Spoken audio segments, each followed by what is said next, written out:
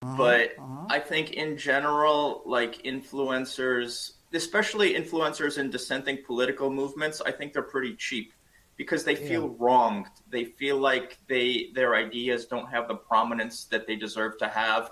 And many times they're right. Many times they have been kind of shoved aside by the mainstream media, by the And mainstream sometimes narratives. straight up censored. And yeah, and it's very fertile ground where, if somebody comes to you and says, hey, it's all right, hey, like, I support your message, or I want to pay you to keep doing what you're doing, I think it's a very good return on your investment. And whether it is or isn't, it's absolutely clear that this is Russia's strategy. The KGB defector Yuri Bezmenov talks about it explicitly. That famous interview, "Deception Was My Job" or "Active Measures." Libertarians sort of cite that as, look, society and values are being systematically dismantled. But what he says in that interview also reveals how libertarians and conservatives are being influenced. He gives an example of Yeah, how he they says don't bother with the left. The right Yeah. is where the activity is. Yeah. Yes, he does. And he says that 85% of KGB resources, in his estimate, went towards promoting the message. It didn't go to like espionage or all that sexy stuff that we see in the movies. It went to promoting the message. And he says that there's a whole division of the KGB, this was pre-internet, whose job was to make these enormous lists of influencers, including barbers, taxi drivers. So if they were Yes. yeah, if they were targeting barbers and taxi drivers in the 80s and 70s, like how easy it is to do this, equivalent thing now that we have the internet. Said that a part of the success of this strategy comes exactly thanks to the, well, some would say naivete, I would just say stupidity of the Western elites themselves. Because in the 70s or 80s, when Aktivное мероприятие was being deployed against the West, what usually would happen would be someone would knock on the door of that newspaper. Oh, by the way, congratulations, you've been fooled and you published Soviet propaganda. And then the same newspaper would come up the next day. Oops, sorry, we didn't check enough. Actually, that was Soviet propaganda. That was pretty much everyone except for the New York Times, which still enjoys a Pulitzer Prize for lying on behalf of Stalin, but that's a story for another day. Yes, In any yes. event, these days, the instinct of the Western elite is no longer to try to correct or even to try to speak. The instinct is to censor. Right? Yeah, that's a big mistake. You said something that may not be politically correct. Heck, it may even be a lie, but you don't know it's a lie. So if you don't know it's a lie, then it's not a lie. It's inexact. It's being imperfect. Right? And the answer is your account has been disabled. Now, statistically, the vast majority of the people in that situation will radicalize. Well, if the regime censors me, then I must be on to something.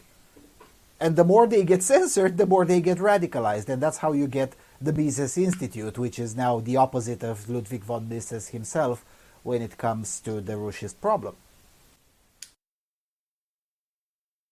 The contrarian take is not always right. Let me just say that supporting Russia, or especially China, because the Israeli lobby and American military-industrial complex are corrupt is almost like saying that McDonald's food is healthy because the documentary Super Size Me was very inaccurate. It's absolutely true that the Israeli lobby and American military-industrial complex, heck, with the media, are corrupt. It's also absolutely true that Russia and China are expansionist totalitarian empires. Both can be true at the same time. This is like saying that the documentary Super Size Me was very exaggerated and inaccurate, and thus the inaccuracy implies that McDonald's food is healthy. For context, Morgan Spurlock had undisclosed alcoholism that was harming his liver, and ate approximately 5,000 calories a day, twice the amount of what most adults should be consuming.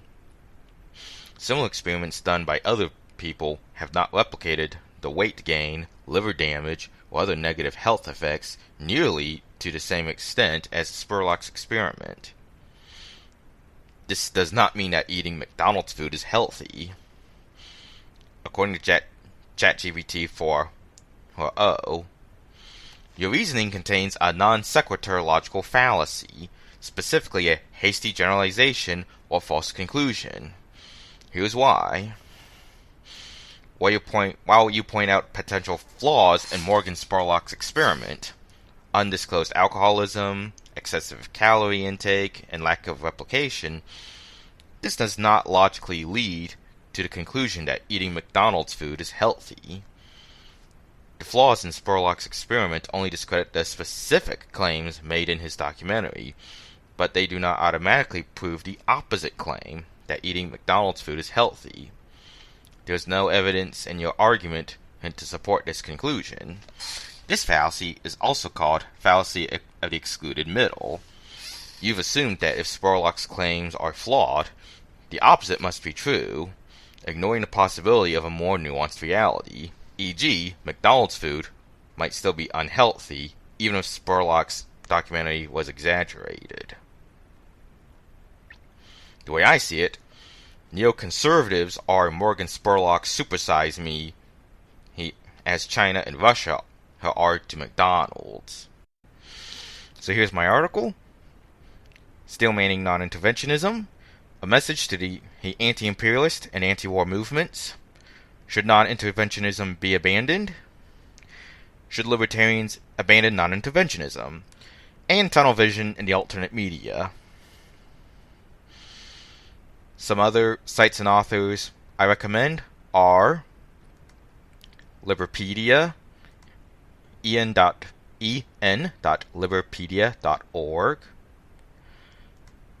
Free Markets and Firepower by Tim Starr, and RomanInUkraine.com. Thanks. Please save links to my profiles. Linktree/say no to democide.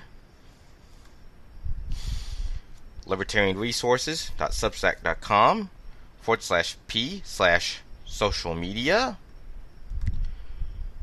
My Odyssey channel @say no to democide. And my YouTube channel @say no to democide 1. Thank you for watching and listening.